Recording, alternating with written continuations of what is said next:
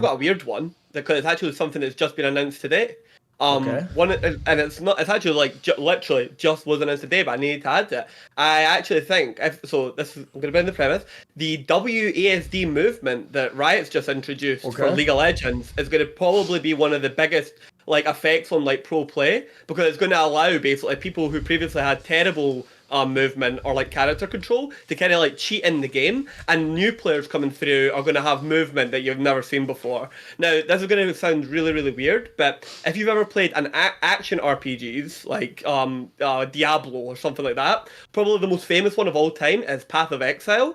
Now, you would think that like clicking, right? Okay, like being able to like click and move your character was better, but those guys actually managed to work out that if you have no turn time, which League of Legends doesn't, and that's a key detail, and you then have to control where skill shots go, then if you WASD and you control skill shots with your mouse, you can actually have simultaneous motor skills that you're able to like basically move your character and shoot skill shots off in a way you weren't able to do because you cannot make your wrist physically do the movement, then come all the way back over to then shoot the skill shot to the control the facing. So the WASD movement's actually going to be one of like the, if people embrace it, and I think it will be the junior, it's going to be like one of the biggest changes in League of Legends. And you're going to have like people who are going to be insanely hard to hit with skill shots, like unnaturally hard to hit. It will look like Scripter's movement.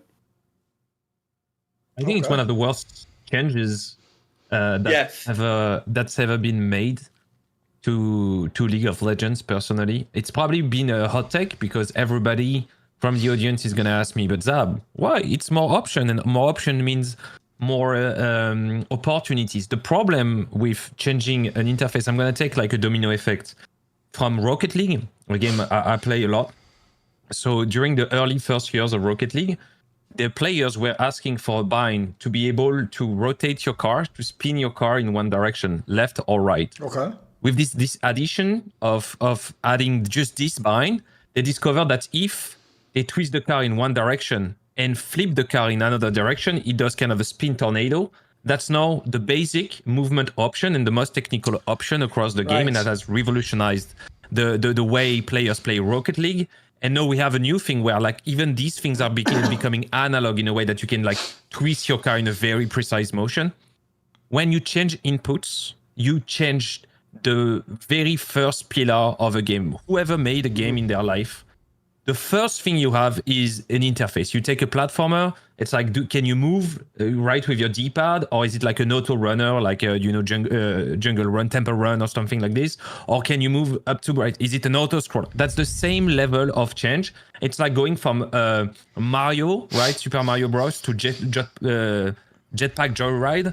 Like this difference is the same level of difference that's gonna impact League of Legends. And I think after 15 years, if they do think it's gonna bring back new players, I think it's a complete flow because it's gonna change everything. And it's gonna kill the whole existing level threshold, meaning maybe tomorrow Chovy or Faker just doesn't adapt and they become bad, and then it's gonna be like two eras of the game, which I think is terrible. So I think it's one of the worst change ever made by League of Legends. No, I actually agree with the last sentiment. I was going to say the same thing. I actually think this has the potential to be really bad, potentially the worst actual league update in any context ever, including like broken champions on release or ults that don't work. Like the difference is this could affect all 10 players in the game. And one area I'll just quickly, briefly address here is I think Kira nailed the framing. You have to think about this from a MOBA context. You can't think of other games. Because if people don't know, I'm sure almost everyone in the modern day has played enough of an FPS game like Counter-Strike or Valorant or Quake or something to know that basically what we're talking about here is actually like the original movement tech that changed Quake and FPS games forever, because the key reason why WASD was insanely OP in the era when people first began using mice in these games is because obviously before that it's like League, you have to like run forwards, turn, then you start shooting someone, whereas the whole premise, anyone who's ever played an FPS game gets this, is if I can simultaneously strafe while using the mouse to aim at you, I can just be shooting you in the head the whole time while I'm actually moving on your screen, which makes it harder for you to track me. So at the same time, I'm putting all my shots into you, but essentially I'm like walking around you if you're not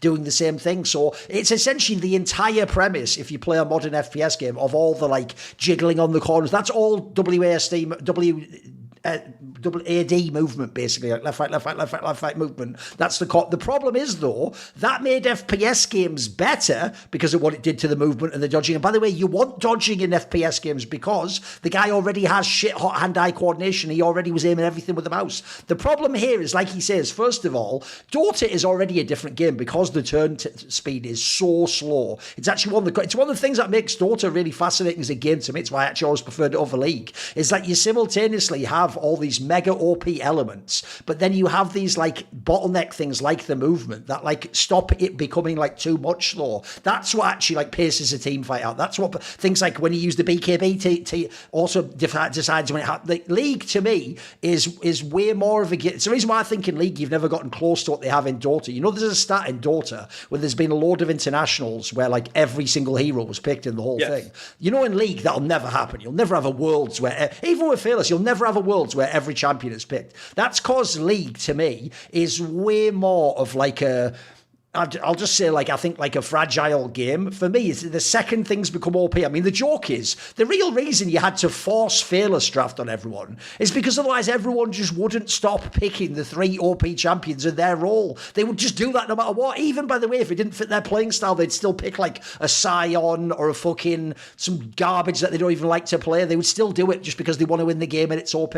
So the problem I have is I think this will become the most OP thing in League of Legends. And I'll briefly explain why.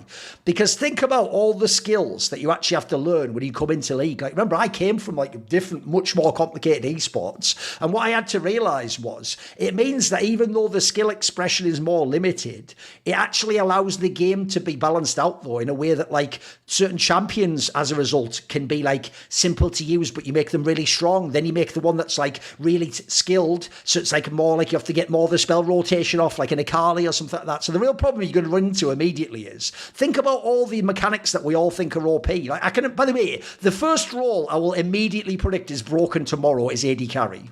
Because AD carry is all the orb walking, that's the click back and forth. Why am I clicking back if I have WASD movement? I'm not ever clicking back at that point, Kire. I'm just clicking a click character onto you constantly while moving. Like, you've literally just made every person in the world now can do like peak ruler orb walking, which I used to think, by the way, is one of the most impressive things about ADC you'll ever see. Think about Ruler when he would play Ashe like 3 years ago. You could never get to him. Like, he was doing the perma-slow and you walking like this backwards, getting every auto off and cancelling it at the last second. It was unbelievable. Now, that's just pressing like backwards key and just clicking on their fucking character. Like, that's going to suck. And then similarly, just like the orb walking angle, that mean also, by the way, generally, champions that kite people, well, everyone will be able to kite now. It'll just be ridiculous. Like, everyone will have like 85% good kiting as far as I can tell.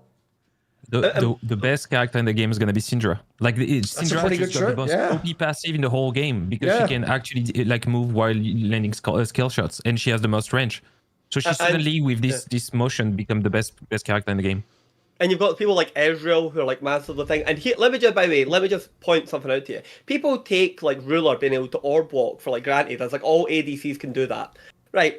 Go watch the World's Final, Game 5, Elk, mid lane, and the final team fight of the game that changes the outcome of the World Champion. Look what he's auto-attacking. He's auto-attacking minions, because they can't control his mechanics. So he's panicking, right, okay, and he's A-clicking rather than A-clicking area rather than A-clicking onto specific champions, and as Kaisa, he shoots 8 auto-attacks into minions rather than actual heroes in the deciding fight that decided the world champion. So do not take it for granted. It is not like what Ruler does and what Uzi was able to do, and people like Doublelift had to train themselves to do to get themselves out of bad habits, right? Do not take it for granted. It is very hard when you're under that pressure. Well, if you have the WASD movement, it's literally just like, it's like the old Cogmos script. When the Cogmos could break the attack speed, it's just a twiddle of the fingers and the person just starts gliding back. So there's so many different issues there, and I don't think the domino effect is going to be crazy.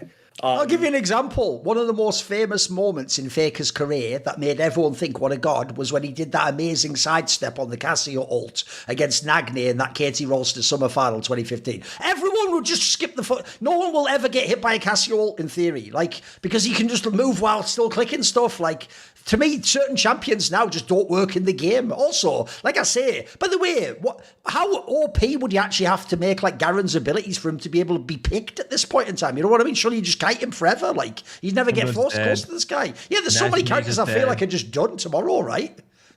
Yeah. Especially anything melee. I Like, don't like it. good luck. Like, good luck with I'll it. be surprised unless Riot put in like limitations, like actual engine limitations of the control, and on purpose make the control bad. Unless you're playing something like Callista that specifically requires, because it has a unique movement set, it actually requires like the mouse portion of it.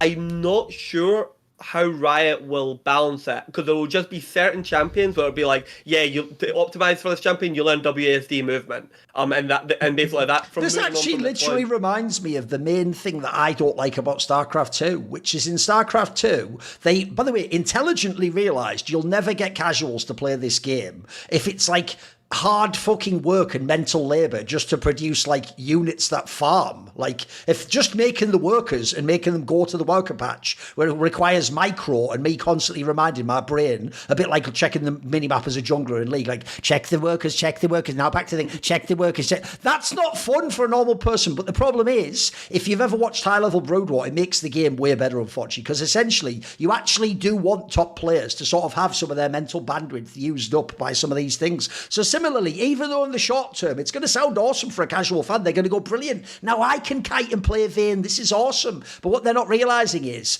it was actually a good thing that someone like Ruler had to do a million insane mouse clicks that were really like coordinate the timing. As I was saying, by the way, it's not like everyone had already matched that skill. It's like we're just giving it to everyone now. No, it was still, you could see the difference between a Ruler and a Jackie Love and a fucking, and like Super in the LEC. You could see a difference between these players, you know what I mean? So I actually do think, sadly, it's one of those ones where people in the short term will think it's good, but I actually think in the long term it's bad. I actually think one of the best things about League was, even though it's considered a less skilled game, they clearly had not ever hit the cap of like skill expression. You could still do a lot of amazing things. See more cool, funny, interesting clips based on topics from my content? Well, subscribe to this channel then, or, you know, be a pleb and don't.